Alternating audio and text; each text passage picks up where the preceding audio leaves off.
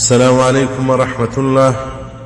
پخوا به زنانه و بازارو ته ولاړلې ګناهګاره به سولې سترګې به په زنا اخته کړلې غوږونه به په زنا اخته کړل. د سترګو زنا دا ده چې پردو خلکو ته کتل وکړه. د غوږو زنا دا ده چې د پردو خلکو خبرې واوره.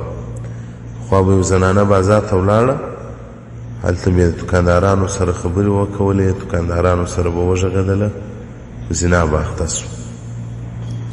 اوس په کورو کې ناستې دي په زنا اخته دي. د سترګو زنا اوس په کورو کې کوي د موبایل په خطر باندې. الله جل جلاله په قرآن عظیم شان کې په 18مه سپاره کې د سورة النور په 11 آیات کې الله جل جلاله فرمایي دا زما خبره نه ده. وقل ووایا ای محمد صلی الله علیه وسلم للمؤمنات ایماندارو مسلمانانو ښځو ته څه ورته ووایه یغضضن من ابصارهن چې پټې دې کړي له نامحرمو خلکو څخه سترګې خپلې. دغه آیات کې الله جل جلاله ښځې امر کړي دي چې تاسو پردو خلکو ته مه ګورئ. نن زموږ خویندې د موبایل په توسط باندې پردو خلکو ته ګوري ویډیوګانې دې ګوري د پردو خلکو د سندرغاړو حتی د ملایانو. دا اوس ملایان چې په دا ویډیو شکل باندې غږېږي د دوی او د سندرغاړي فرق نشته. دی فرق یې نشته. سندرغاړی سروز هغه ډمان غزلې وایي ملا نصیحت کوي. په کتلو کې فرق نشته. که ملا ته ګورې هم دې دغونه غاړې بندېږي که اډم ته ګورې هم دې دغونه غاړې بندېږي. اوس بعضو ښځو په سټیټس باندې د ملایانو نصیحتونه درولي. املا غږېږي لاسونه غورځي. نو دا خو چې ښځه پردی سړی وویني سترګې ګناهګاره کېږي. لکه څنګه چې نارینه ته نه ده روا چې په سټیټس باندې د زنانه ویډیو ودروي دغه رنګه زنانه ته هم نه ده روا. لکه څنګه چې نارینه ته نه ده روا چې و زنانه ته وګوري زنانه ته هم نه ده روا چې نارینه ته وګوري. تر دغه آیات لوړ الله جل جلاله په سر کې هم فرمایي وایي چې مؤمنانو نارینهو ته ووایه چې تاسو پټې کړئ سترګې د پردو ښځو څخه. لکه څنګه چې نارینه امر دی زنانه هم امر دی. اوس موږ ښځې په کورو کې په زنا اخته سوې. د ملا تصویران د ملا ویډیوګانې ګوري. ملایان خو نو هم د آخر زمانې ملایان سو. یو د استنجا د ذاتي چې ویډیوګانې نه دي کړي نور نو که یو مسله بیانوي هم لاسونه غورځي. څه در پېښه په اواز کې راوباسه نصیحت و بیان و مسله دي لکه دیوبندي چې کوي. قرآن ترتیم ښه ځواني لرم ترتیم ښه صورت لرم ترتیم داسې ځایونه راته میلاو سوي دي چې هلته به نو یو سړی افتخاري ویډیو تصویران اخلي. د نیک قوم هم غاړې په بندېږي.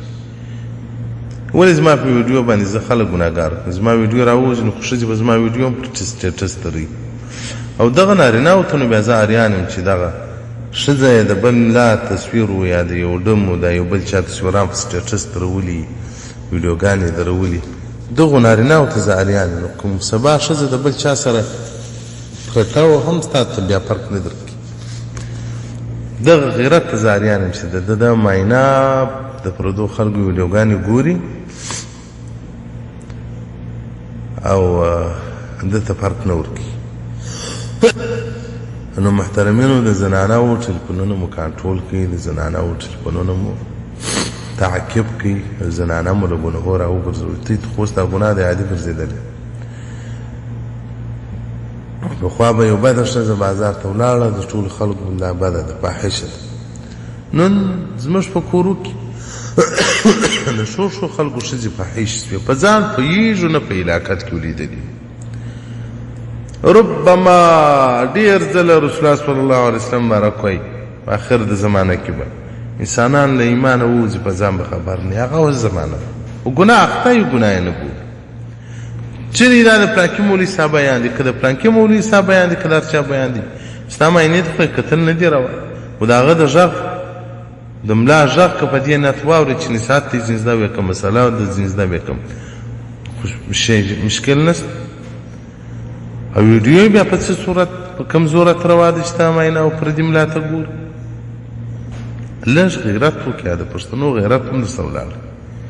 د ماینو سټیټسان مو وګورئ، د ماینو واټسپان مو وګورئ، د ماینو ټلیفونان مو وګورئ. که مو د بل چا د نارینه ویډیو کې ولیدله ټلیفون پر هغه ځای باندې ورمات کړي یا داسې وعده ځینې واخلي چې بل وخت به بیا ویډیو نه وي.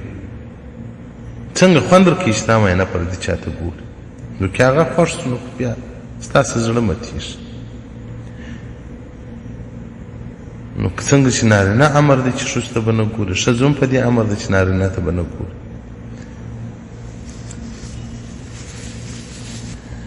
اوس مو ښځې په حکومتو هم راګډې شو. د وزیرانو نه ما هم یم زده یې، وزیران به هم لیدلي.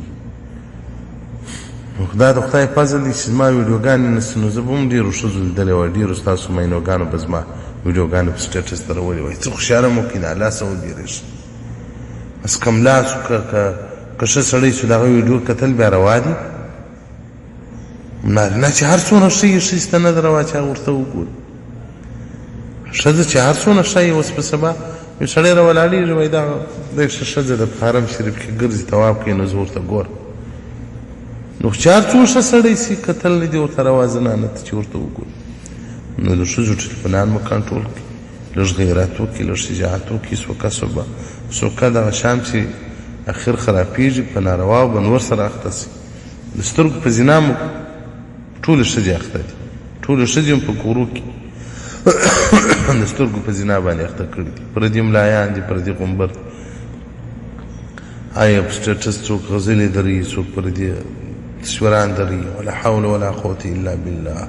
الله څنګه زمانې ته راورسېدو. السلام علیکم.